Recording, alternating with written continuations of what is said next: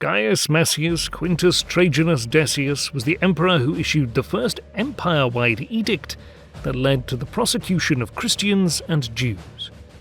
And he is also the first Roman emperor to die on the field of battle, fighting a foreign enemy.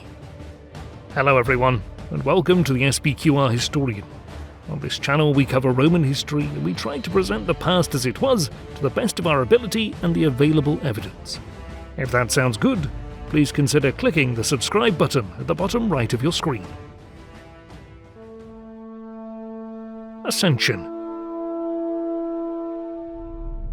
Any discussion of Decius and most of the 3rd century emperors must be prefaced by an understanding that our historical sources are incomplete, fragmentary, and not wholly trustworthy. A reconstruction of his reign will therefore always be, to some degree, speculative. Gaius Messius Quintus Decius was born circa 200 in a small village called Budalia, near Sirmium, on the Danube.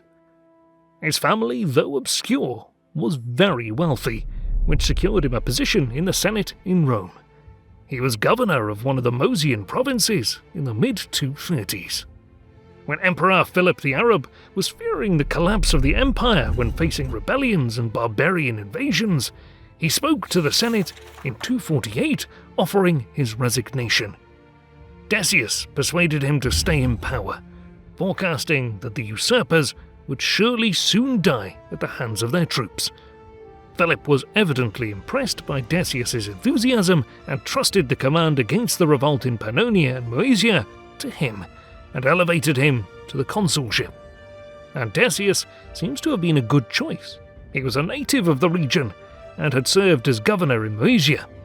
He was likely familiar with the intricacies of life and politics of the region. The two revolts that broke out were one in Pannonia and Moesia, led by Pacatianus, who had been given an extended command over several provinces in that area, and the other revolt broke out in Cappadocia, or Syria, led by Jotapianus. Jotapianus's revolt proved to be short-lived, as he was killed by his troops. Decius advanced towards Pacatianus's troops on the Danube frontier, and shortly before he arrived, the troops lost their nerve. Pacatianus was killed by his troops, and they quickly named Decius emperor and encouraged him to press his claim and wage war on Philip.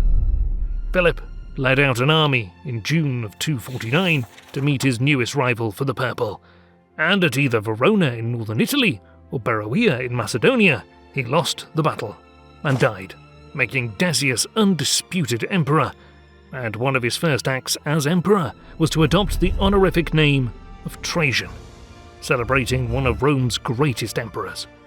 Trajan had been a very successful general throughout his reign, but had also established a reputation for a widely popular civil government, exactly what the Roman state needed at this time. However, Decius would prove to fall short of his idol. In Rome, he commissioned the opulent Decian baths along the Aventine. After the destructive fire during Balbinus's reign, he restored the Colosseum. Decius is perhaps best remembered for his religious policies. He aimed to revive Roman traditionalism, and he revived the obsolete office of censor.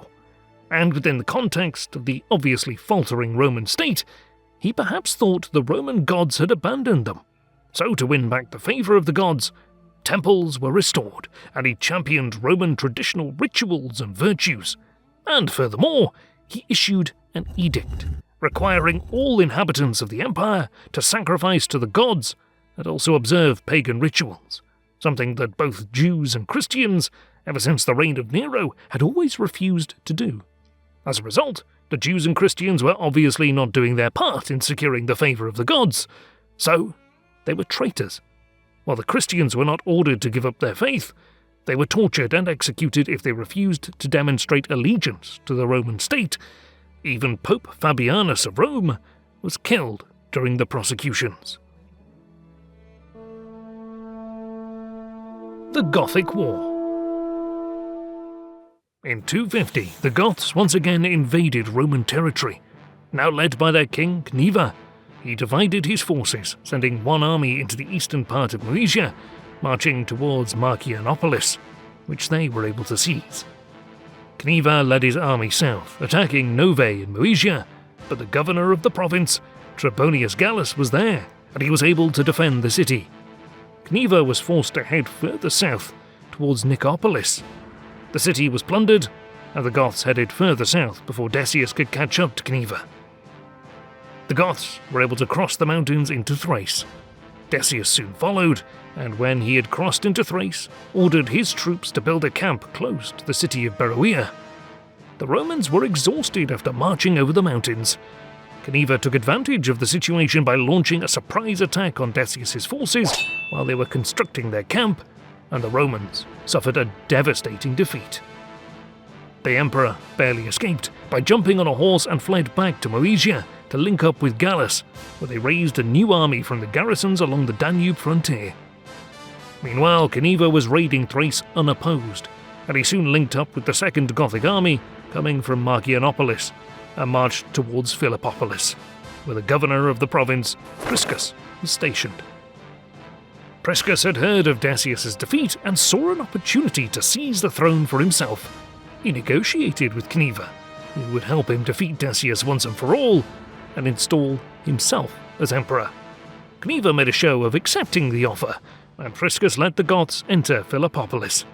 Once inside, Cniva ordered his army to slaughter Priscus and his men. Cniva wintered in the city while plundering the area. In the spring of 251, the Goths headed home with their loot. Decius had raised a new army during the winter months, and while the Goths were heading home, he intercepted them at Arbritus. During the initial stages of the battle, the Roman cavalry led by Decius's son, Hernenius, was harassing the Goths when he was struck by an enemy projectile and died. This made Hernenius the first Roman emperor killed in battle by a foreign enemy, as he was co-emperor with his father. Cniva was able to lure the Romans into a nearby swamp by feigning a retreat. Decius foolishly took the bait and marched his army into the muddy soil of the swamp, where they were soon surrounded and slaughtered. Decius died during the fighting, and what remained of the army quickly proclaimed the governor of Moesia, Trebonius Gallus, emperor of Rome, while Decius's younger son, Hostilian, was still Caesar in Rome.